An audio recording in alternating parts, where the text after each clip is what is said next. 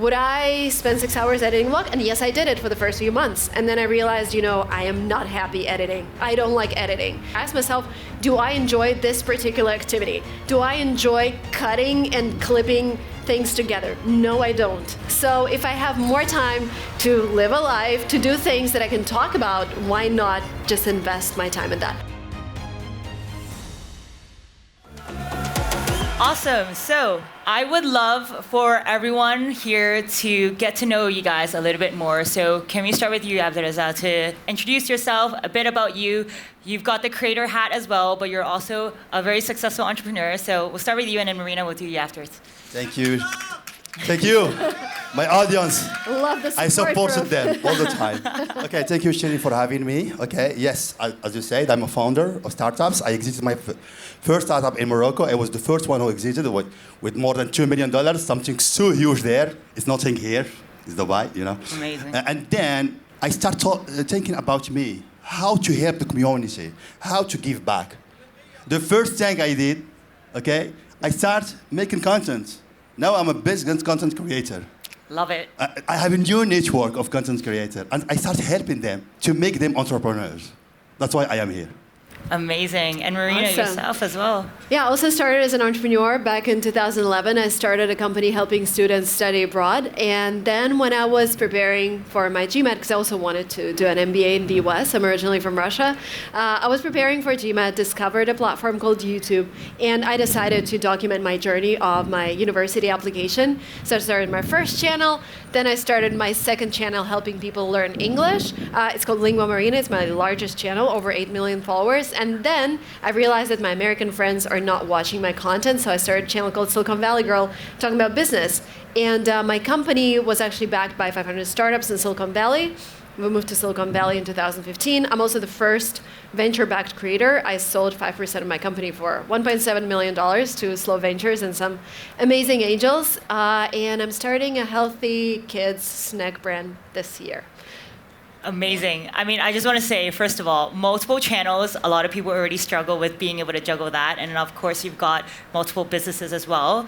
For both of you guys, on the content side specifically, do you have a team? What does that team structure look like? What does it consist of? Marina, do you want to start? Yeah, it's so funny, because I have a COO who does all the hiring, who does all the operations.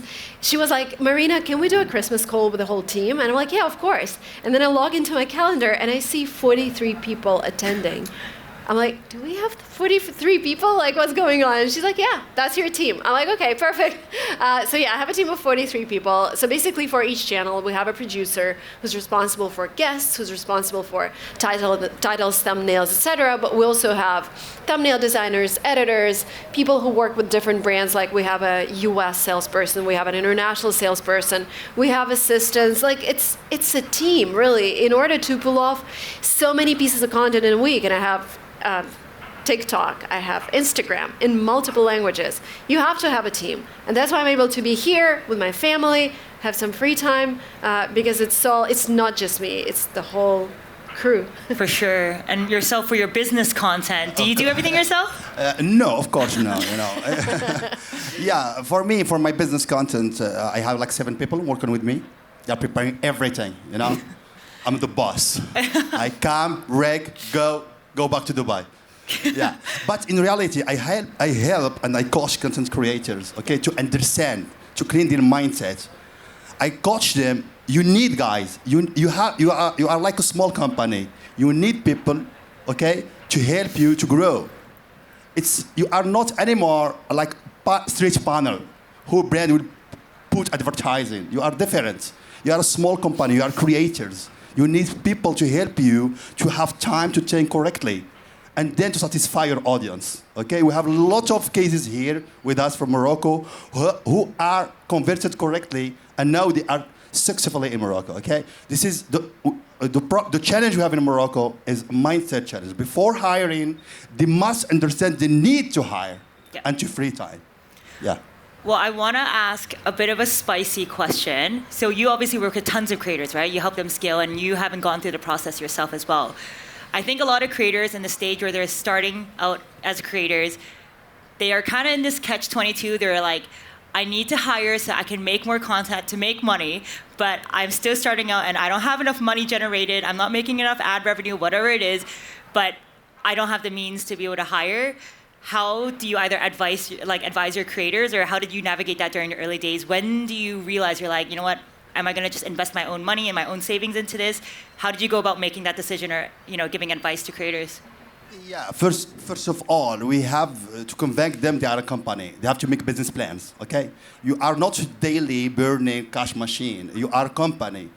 Forecast your numbers, okay? And then hiring plan will be clear. The headcount you need, which job description, which position you need. And then you start investing from your money, but you see the future. You see how much you will get as a gain from your hiring. And then they trust the system, and they start to put more money, if I understand correctly the question. Yes. And then when they start putting money, the output is good, they start hiring, they start partnership, and they start raising money. Because in Morocco, if they are a company, they can raise from investors directly and make partnership deals, brand deals, royalties, depend on their business model. Do you see a lot of creators in Morocco raising money for their content businesses, actually? Now we are working with Mustafa Swinga. Where is Mustafa Swinga? He's doing so great. Mustafa Swinga, one of the best content creator businessmen who now is launching a new content startup. Mm-hmm. He presented himself as a content creator, but in reality he's a startup man. And then he's rising for hair content creation over VCs. Okay. He like merged two different worlds. Gotcha. You got? Okay, well, raising capital is one of the avenues when you get to the right stage where you know what you're going to do with the capital as well. Marina, when you were starting out, did you just figure out, like, I need to hire now, I'm just going to spend my own money on it? How did you make that decision? I think there are several things you need to think of. First of all, when we talk about hiring these days, first of all, you can hire abroad. Like, even if you're in the US, you don't have to hire in the US. You can hire abroad, and you can pay by hours.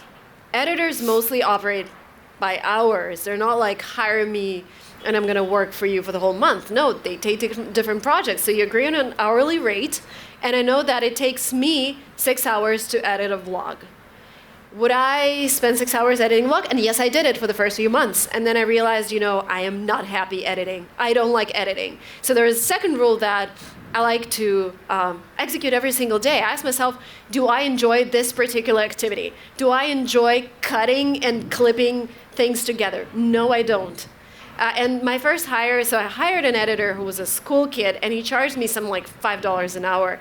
Horrible editing, like no skills at all. But I had my 6 hours back, and that was the best. And I was like, I'm okay with kind of mediocre editing, because it's still me in the camera, right? People don't really care about how many visual effects I have in a video. They care about what I think. So if I have more time to live a life, to do things that I can talk about, why not just invest my time in that? So first of all, hire by hours. Another thing that was really helpful for me when I just started studying management, because I realized I have to learn how to manage people, hire a personal assistant. It's so easy to hire someone to do things that you do every day. It's really hard to hire a CMO right away, because how do you hire a CMO? But if you need someone to book your flights, if you need someone to, clean your apartment because it's also your studio and it has to look good in the frame. Keep asking yourself, do I enjoy this activity, or I'd rather find someone who does it? It's not the best person in the world, maybe because I'm just starting out, but then you'll get better. And in 10 years, you'll be able to hire the best person on the market. I actually think another question to ask yourself as well is not just do you enjoy it, but am I even good at it? Like, is there someone out there that's better at it than I am? And I think when it comes to budget as well, a lot of people need to realize that if the role can be done remotely as well, you do not need to hire in a very expensive market where the hourly rates are extremely high. Obviously, a lot of people here are probably aware of freelance platforms that can help you hire, but the reality is that there are very good people in all the markets that are out there. You just got to be able to, get matched and be introduced to the right people, and that's a huge part of, why we do what we do at Roster as well. But there are a lot of hidden gems out there. Some of them, they may even stick with you for years to come, right? If you spend the time to train them. Have you had team members that stuck with you for a long time and watched you evolve and grow? My editor has been with me for, I think, 8 years. That is unheard of in the creator space. That's a dinosaur right there. Yeah, a lot of people stay for years. That's crazy. No, I think the average tenure, I want to say that I see is truly 1 to 2 years is already like, oh, that's pretty good. So you think the tech industry is short, creator industry is even shorter. But for the creators that you guys do work with, right? What do you see are the most common roles that they're hiring to begin with? Like, where do they usually get started? Is it video editing, do you notice? Or what trends do you see? Yeah, in reality, it depends on the type of content. For example, in Morocco, we have entertainment content. That means type of people to hire is common. You know, script, production, marketing, and AI, and artificial intelligence. Now they are applying a lot of AI in their algorithm and stuff like that. But if we want to talk about special content or special content that's like politics stuff, business stuff, there is another plan of hiring, another jobs, another skills, okay? And then you have to dissect first your need and what exactly you are doing to know exactly who to hire, okay? At this point, it's difficult to find in Morocco skills like that. You have to coach them. You have to trust them. You have to hire some juniors and then to give them this task and to train them, and then they will grow up with you, inshallah, for 8-9 years as your team. But it's not easy. Yeah. For sure. Do you find that like you've ever made bad hiring decisions? Like, how did you navigate that process? I see Marina smiling, so I imagine that's a yes. But like, you're like, oh crap, definitely did not need to hire that person so soon, or made the wrong choice. What was that like? I have so many stories. I did my first hire when I was 21, so no experience at all. And basically my worst mistake, and I repeated it many times, hiring someone who's not a good fit and giving them a very fast raise. Like somebody who started as social media manager, and I'm like, can you manage the whole department or whatever? Because I just like you. You don't have the skills, but I like you. And I did it till I was like 23, 24. Then I took the management course, and I'm like, oh, this is why I don't have $1 billion company, because I'm just hiring people who I like versus like looking at their skills. But now I think like this is a very natural progress. Now I hire amazing people. Yes, they cost more, but now I have more money to do that.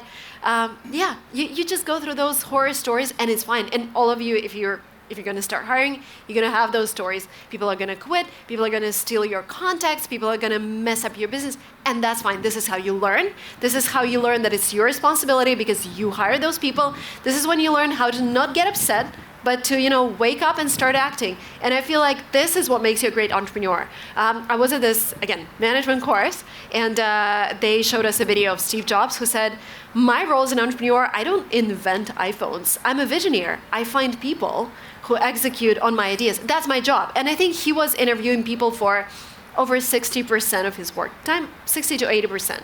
And this is basically what I do. I meet people, I think about strategy, I don't do any operations. So all I think about is how do I hire the best people to help me bring my ideas to life.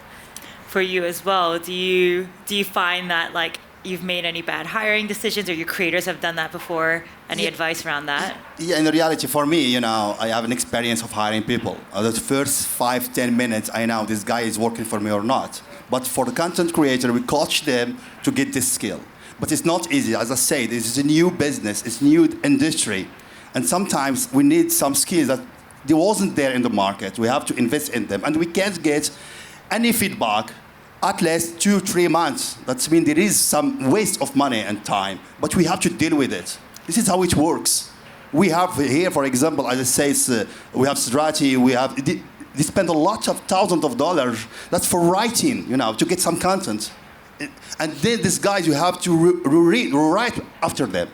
That you have to invest in them. Bad is not bad, but it's lack of resource. There is no bad for now for content creator. This is mismatching profile, and we have to trust them, and we have to wait for them to give us what we are looking from them.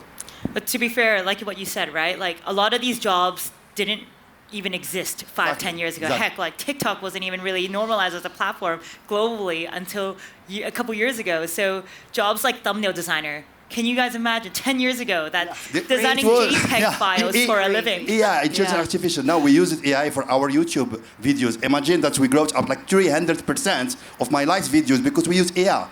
In terms of artificial, in French, AI, sorry.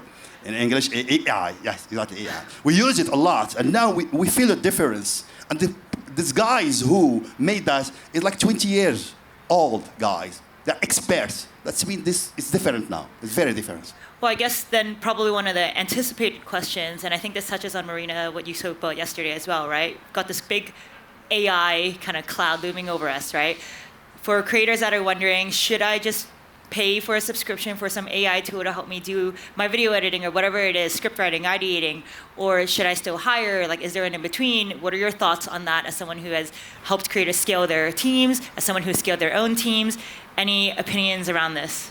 Yeah, 100% in between. I still have all my people, but I tell them like, so I ask them like, how long did it take you to do this research? And they're like, 4 hours. I'm like, have you used any AI tools?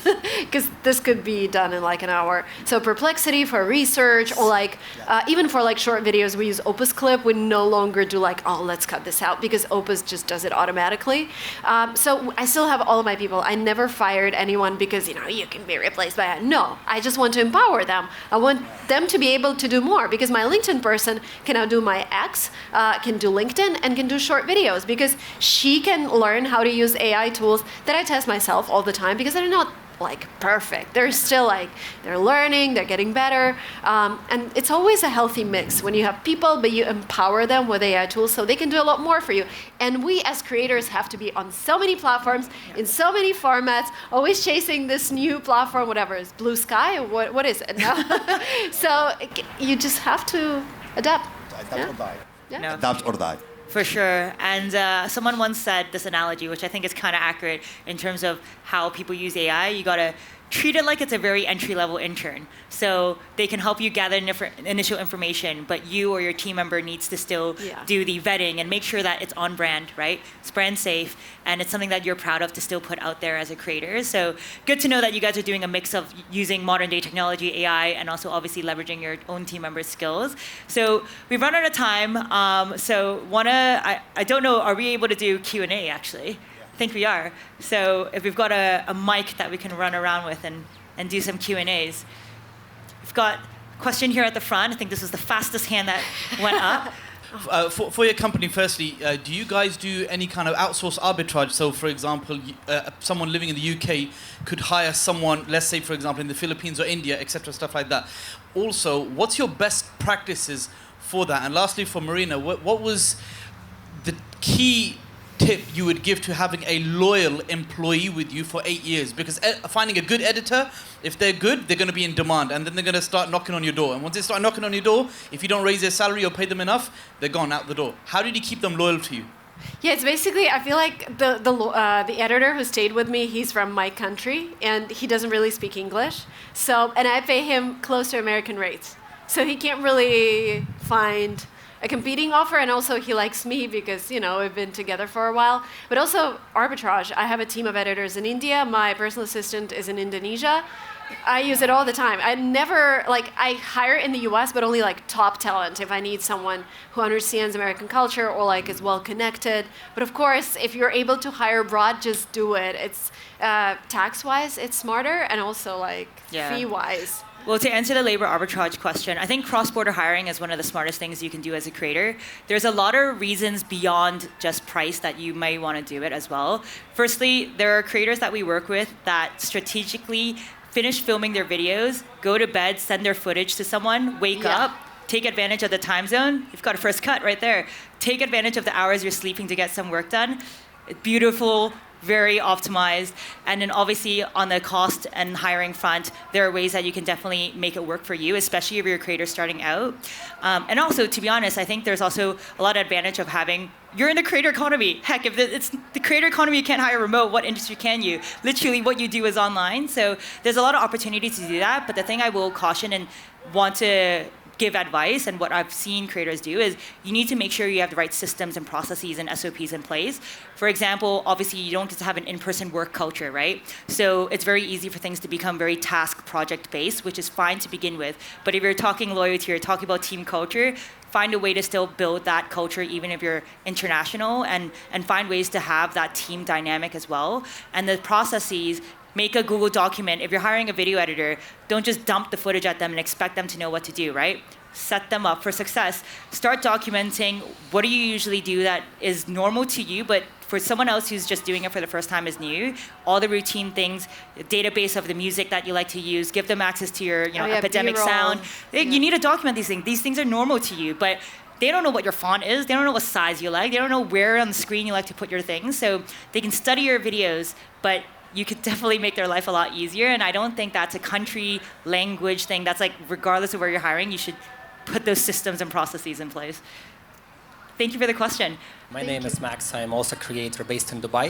And I have a question on behalf of my mom. So she's a really big fan of your content. Thank you. She's watching your channels in both in Russian and English. So the question is about the content economy and AI. So she told me like you're using AI a lot. You're also doing some products about AI. And the question is, do you think at some point AI is going to replace content creators, or it's always going to be a supportive tool? You know, it's such a hard question because whenever I talk about this, like me and my husband live in Silicon Valley, so we talk about this all the time. And we actually think that in 3 to 5 years, you know, it's going to be, so like race cars, right? Like engines. We're all going to do driverless, whatever, electric cars. And all of the old engines and gas will be just for people who really enjoy that, like horse riding. And unfortunately, looking at the progress, but I don't want to believe it and I don't want to scare people, but I feel like we have like 2 or 3 years to make people remember our faces, maybe still like the AI version of us, but it's just crazy how fast it's changing. I was telling yesterday, like when 3 years ago we talked about driverless taxis, and everyone was like, oh, no, it's still far ahead in the future. You know what? You go to San Francisco, every taxi is driverless. There are no people in the cars and they're driving around. People are using them. No one's freaking out. No one's screaming, get the drivers back. We get used to progress so much faster than we expected. And I'm sure like in 5 years, we're going to have robots doing our laundry. And similar things are happening to creators. We already see a lot of AI generated content and it gets a lot of traction. So we'll see. I prefer to not think about it. I prefer to utilize whatever is available for me now to grow and, you know, continue working. And then in 2 years, we'll see. We'll adapt. You know, we're used to it. Things happen all the time. Cool. It's okay. I think we'll scoot off to the side. We will find a way to maybe try to catch them. But thank you so much for your time and for your advice. Woo! Everyone, take a video with Marina. Woohoo! All right, cool. Yay. Thank you guys so much. Thank you. Great job.